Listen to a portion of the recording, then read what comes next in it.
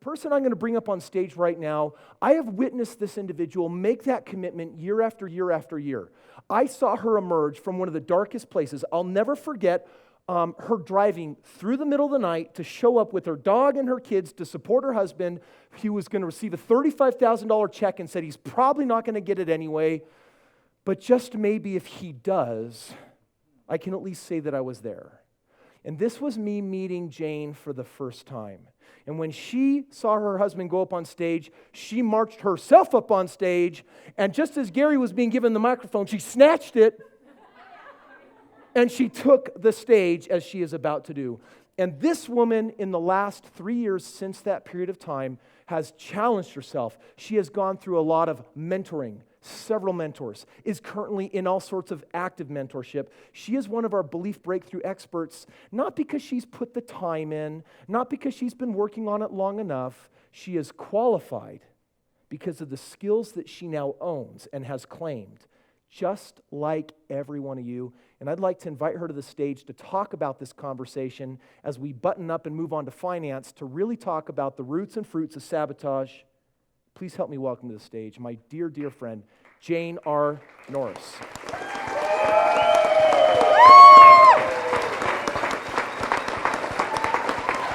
Give it up for her, folks. That's where you want to be. That's where you want to be. So is this working? Can you hear me?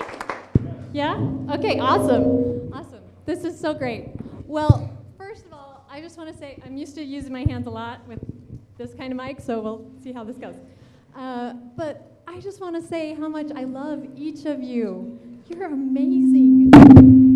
This is why, I mean, you really are so fantastic, so beautiful, so special, and you really are the wind beneath this angel's wings.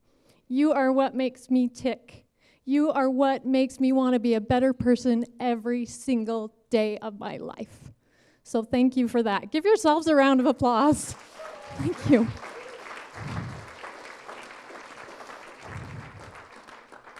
You know, Gerald was doing, he's done such a beautiful job talking about sabotage and where it comes from, the belief systems and all of that, and how we get fruit that we don't like. And I just want to get a little bit more specific with that. And in my mind, when I started making changes in my life, one of the big promises that I made to myself, one of the huge promises that I made to myself that I recognized I was doing on a daily basis was I was betraying myself. Have you ever betrayed yourself?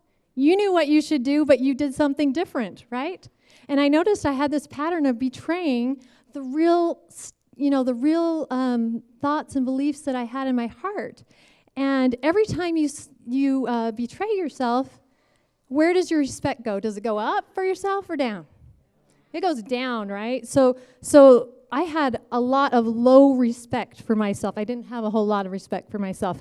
And so I made myself a promise that every single decision I was going to make from that day on was going to increase my self-respect. How do you think you would feel in a year from now if every single decision that you make from this moment on increases your self-respect? Pretty rockin'? Yeah, it feels awesome. Yeah, make that commitment, make that decision. You can make it right here, right now. You don't have to wait till tomorrow. You can be awesome and really love yourself today. Gerald was also talking about there is, I think that as far as self-sabotage goes, I don't really think that there is self-sabotage because don't we get exactly what we are putting out there, right? We're not really sabotaging ourselves. We're getting what we want. We're getting what fruit we're planting with our beliefs. But I do believe that there is sacred self-sabotage. Because I want you to think about lunch today. Okay? So can I get really raw and brutally honest? Can you guys really go there with me and sit there at lunch and think about, did you make choices that honored your sacred self at lunch today? Did you make choices that honored the person that has a strong, healthy, beautiful body that can do anything, that has no limits, right? We make limits on our choices so that we can live limitless in different ways, right? So think about that. Did you honor yourself? And just answer this in your own mind. Did you honor yourself at lunch, at this very lunch? Did you respect yourself enough to live a limitless life with your choices just at lunch? Because and it's very interesting because the strongest force in the human personality, the strongest force in the human personality is the need that we all have to remain consistent in how we define ourselves. We want to keep ourselves in this little limited box. What does that mean? What does that mean to keep ourselves in this little limited box? Well, it means that, if you think that you're extremely conservative, then and you're looking at somebody doing something, you're like, oh, no, I'm not going to act like that person. Like what person? That person. I don't know what they're doing, but I'm not doing that. Because that's how you perceive yourself. Does that make sense? I mean, if you think you're outrageous, then you do a lot of different crazy things because that's how you perceive yourself. But what happens to a lot of us is that we create this little limit box, right? We create this little limit box, and then we forget to do something major about that limit box. We forget to do an update. Do we have any techies in here? Okay, Tyrell. Okay, so tell us why do we have computer updates? Because we don't know what we don't know until we know it. Okay. So what does it do for a computer program, like when you do an update? Does that help you function at a higher level, right? Yeah, typically when a program is sent out, we don't know how bad the person that's receiving it is going to mess it up. Then we put out an update based on the feedback that we're getting on the parts that we didn't even know they could screw up if they screwed up. Oh, okay. So when that's a really great example because when other people's agency shows up in your life, are you guys doing updates on your own self-image, right? Because other people do have their agency, right? Sometimes they mess up your life, or do they?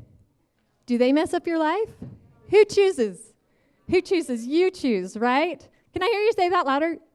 I choose. Say, I choose. Yeah, I choose. So nobody else can mess up your life. Is that empowering to know that no one else can mess up your life, no matter how bad it seems? I was in a lot of situations where I thought my husband was really doing a great job of that, messing up my life, and I had to come to find out that the painful reality that it was really me. It was really me. And, when I was 17 years old, I decided that I was worthless.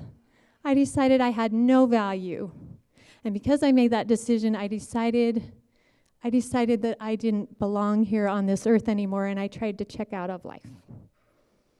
And then a little later on in my life, since that didn't work out, I was still here. I decided that I would choose to have anorexia so that I could disappear off the planet, right? And who would want to choose not to eat? I don't know. But I really love food now, so. So I made that choice that I was going to disappear off the planet because I had no value. I had no worth. I had nothing to offer this world. And then my life changed, just like this amazing fairy tale life that has happened to me. I ended up coming to a Strongbrook thing when my husband was getting that check, and I was still in a really dark space at that time in my life. But you know what? There was a light there. There was a light when I came there. There was something different. There was something different that I could latch onto and I could learn from. And I am a really gung-ho girl, and when I see something good, I do latch onto it. And even though my family situation did not give me the foundation to make those kinds of changes until I got into a place in my life where I had a new family. My parents have actually disowned me. And I'm okay with that, and it's really great because I have all of you, and so that's good. But, so, anyway, but what started happening is with this light and what you're learning and all these things, I figured out I could create a different life for myself. I could do anything. I could be limitless. And every day when I get up, I just get up with this fire in my soul to change lives, to change millions and millions of lives, to influence them, to take action for good, because life can be an amazing fairy tale, because my life is. And I want to give that to everyone that's ever been in that dark space in life. I want to let them know that there is so much to live there for. There's so many exciting things to experience. I mean, you know, my marriage was on the verge of a divorce. Now we have an amazing marriage. We do all sorts of things together. We have a Rebel Entrepreneur brand. We're top producers in a multi-million-dollar company together. It's pretty awesome. And, you know, just so many beautiful things. I have my own company now. I'm producing, or I have a book coming out called The Conscious Catalyst, and my book is about helping people awake, arise, ascend into your greatness, explode the wow factor that's in each and every one of you. So I guess I just want to tell you that this program, what it can do for you is what it has done for me. And what it's done for me, I used to be really shy. I used to look at the ground, not look at people, all sorts of things like that. And this program has taken me from broken to brilliant, from loser to leader, and from victim to victor. And that's the gift that I want for each of you. I love you.